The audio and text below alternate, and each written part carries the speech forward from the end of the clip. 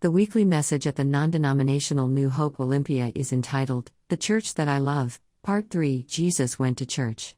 In a small country town, there was an unbelieving blacksmith. He was a hard-headed, well-read man, strong in argument.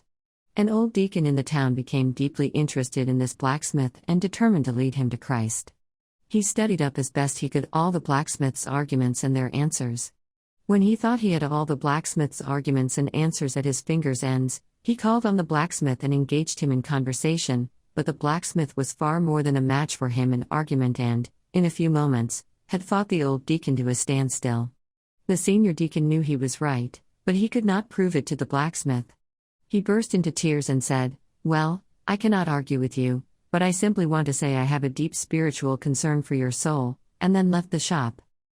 But soon after the deacon had left the blacksmith's shop, the blacksmith went into the house and said to his wife, "The deacon brought up an argument today that I never heard before. He said he had a deep spiritual concern for my soul. What did he mean?" His wife was a canny woman and said, "You had better go and ask him." The blacksmith hung up his apron and crossed to the deacon's home. "You said you had a profound spiritual concern for my soul. Won't you pray for me?"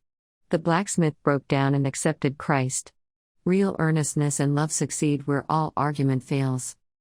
In Pastor Dell's weekend message, A Church That I Love, Part 3, he tells the story of 4 friends of a person with paralysis that needed help.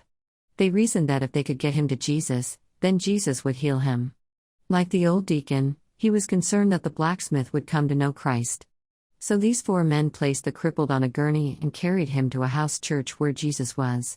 What happened to this man when Jesus was in the house was amazing. Don't miss this weekend's message to learn what happened.